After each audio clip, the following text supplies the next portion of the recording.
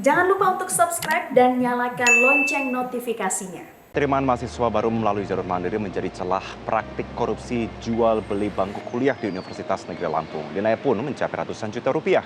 Pengawasan pengelolaan dana kampus pun menjadi pertanyaan besar bagaimana auditnya selama ini.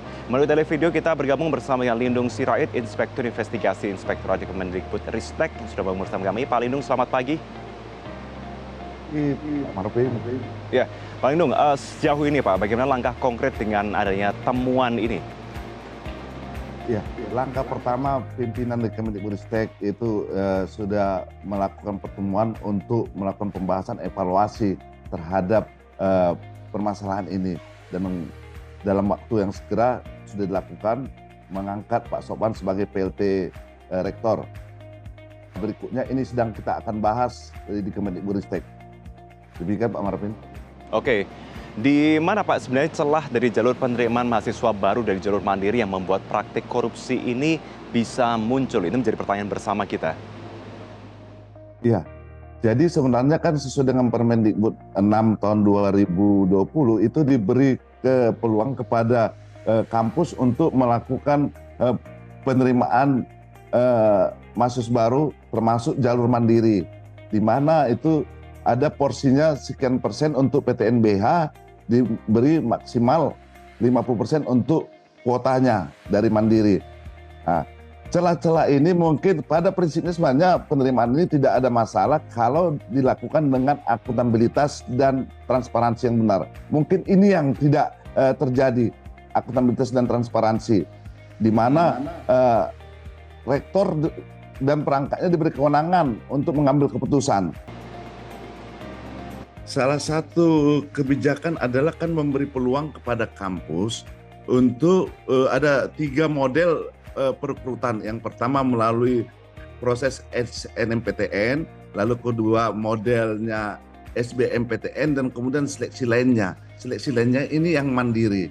Yang rawan ini sebenarnya yang di mandiri.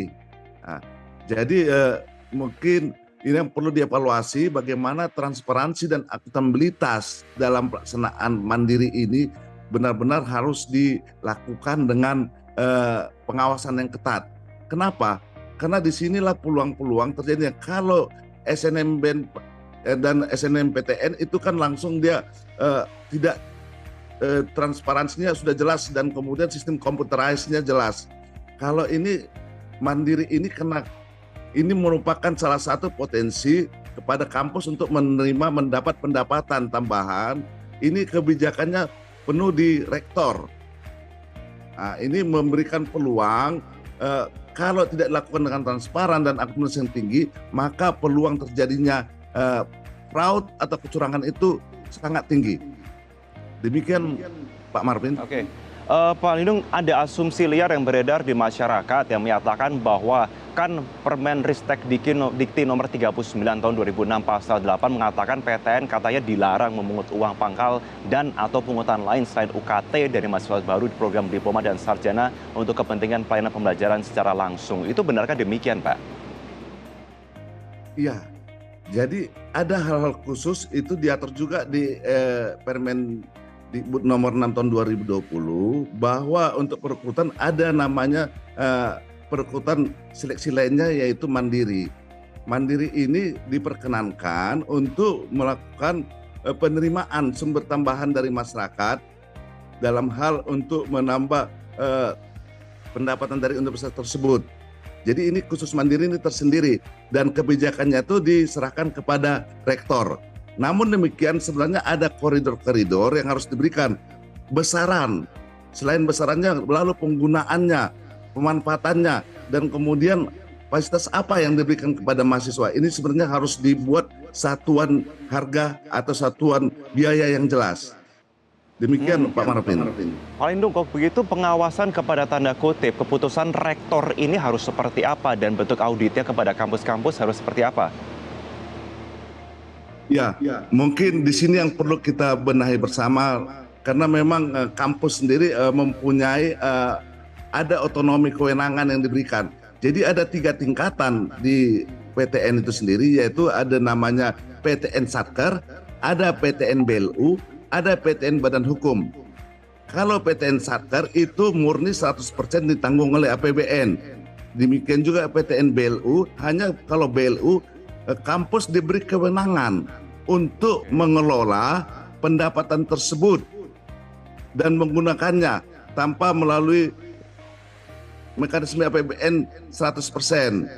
Sementara kalau PTNBH itu murni 100% itu pengelolaannya dilakukan oleh kampus. Ini yang mungkin perlu dilakukan evaluasi sehingga kriteria atau aturannya itu benar-benar tidak benar-benar dapat diawasi dan kemudian tidak bablas sebebas-bebasnya.